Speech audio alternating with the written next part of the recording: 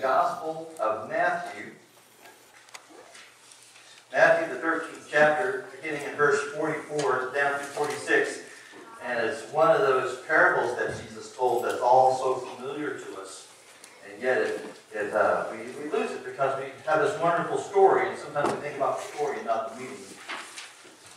It strikes me that life is a balance between fear and hope, fear and desire. And we balance those two things in our life if we want to do anything. I recall trying to learn to ride a bicycle. That was for me was a tough one. See, I had an older brother and sister, and they could always ride as long as I could remember. They were riding, they'd go around the farmyard and the driveway, and then this was like so much fun that it was zipping by, and I was so jealous. And so I wanted to learn to ride the bicycle, but I had a problem. In order to ride that bicycle, I had to take my feet off the ground and put them on the pedals. You know what I mean? And I had encountered the ground before, and I knew that it was hard. And when I did it, it hurt. And I don't like pain, still don't. Didn't then. And I didn't want to risk falling. So they got me a pair of training wheels. They worked really well on pavement and flat concrete, not so good on a dirt driveway. Every time you hit a rut, one wheel drops in the hole, the other goes into the mound that came out of the hole, and you feel like you're going to tip over. And it would scare the daylights out of me. I didn't know what to do with it. But if I was going to learn to ride that bicycle, I'd have to take a risk. And lo and behold, it doesn't stop with the bicycle, does it? There are a lot of things that we have to face in that same way. We're caught between our fears and our hopes and our desires, and we wonder what exactly to do. From adolescence to adulthood, through all the phases of our lives, even as we get into our later years, we face these things. Now listen to the parable that Jesus told. The kingdom of heaven is like a treasure hidden in a field, and when a man found it, he hid it again, and then in his joy went and sold all he had and bought the field. And again, the kingdom of heaven is like a merchant looking for fine pearls. And when he found one of great value, he went away and sold everything he had and bought it. The first thing I want to point out about these men is they realized value when they saw it. They realized what was good to have when they saw it. They were looking for it. Now, most of our values are conditioned into us. They're trained into us by our families. We learn them from our parents, from our teachers, our coaches at school. We assimilate them from our friends. And in these days, with all the media we have, we suck up a lot of values that way, and just kind of seeps into our hearts through the back door. We don't realize we're learning anything. It just seeps into us. Now, I was raised on a dairy farm. You know that. And I was raised with the cycle of the farm life. Up early in the morning, in bed at dark. There's nothing to do after dark, because it's dark. You go to bed. And with us, early rising wasn't just something that was good to do. It became a moral imperative. And if you did not get up early, you were lazy and useless. That was bred into me from the time I was very small. And I still wake up early. It drives Julie crazy. This doesn't seem like I can sleep in the morning. It's that inbred in me. It's that placed down into my heart. It's the cycle of the life that I had lived. My later experience caused me trouble because, of course, I went off to Dallas to college, and I would wake up at 5:30 and 6 in the morning. Not too bad on school days. I always got the 7:30 class, and I would show up just bright as all get out, and people come dragging in, their eyes are sagging, they're drooling out the corner of their mouth, They hardly can stand vertically because 7:30 is so early, and I'm rolling my eyes. But when Saturday came, do you know what there is to do in Dallas, Texas at 6 in the morning? IHOP. That's it. That's it. I remember one particular Saturday I had in mind I was going to go do some things. There was a place I wanted to go in the mall, and I was going to visit the store and see what was there. And I got my car. It was like 8 in the morning.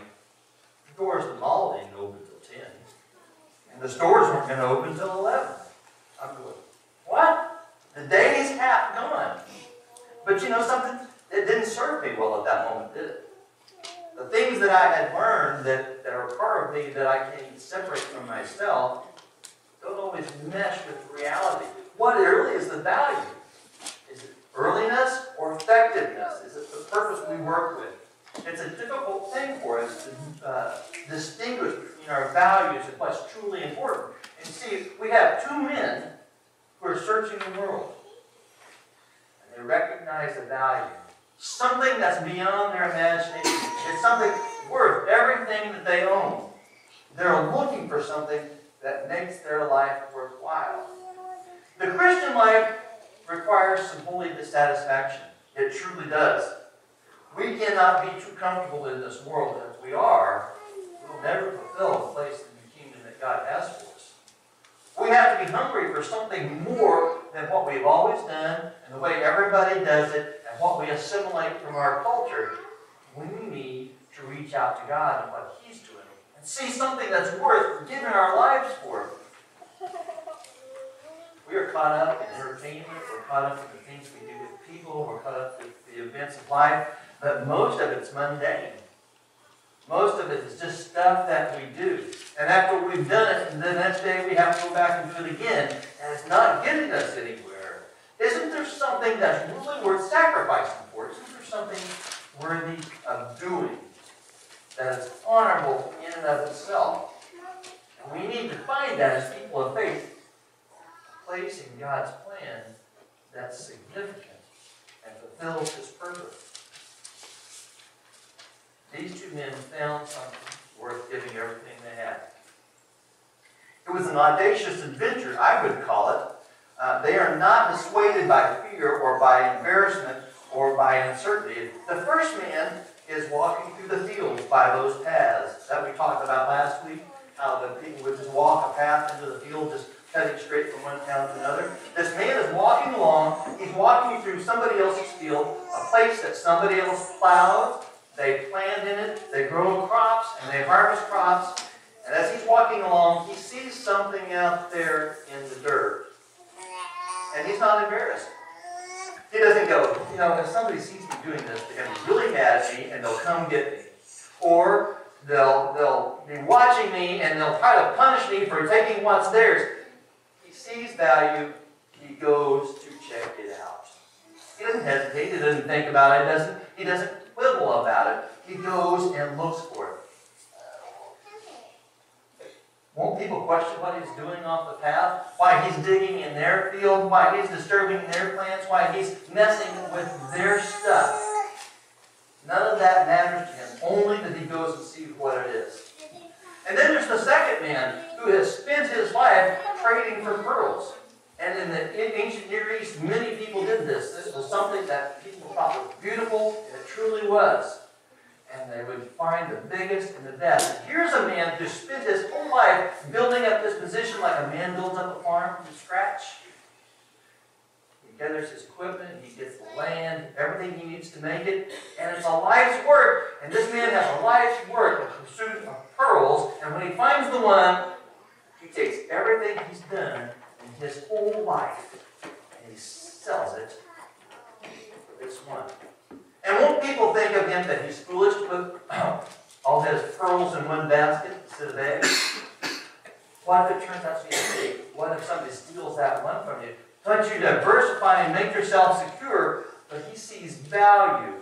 And no matter what anybody thinks, whatever he's accomplished, all of it is worthy to give to that one supremely valuable pearl. And that's what he does. Realize that this is the life of faith as well. Isn't there something in the Christian life that's worthy of giving ourselves to? That's worthy of risking it all?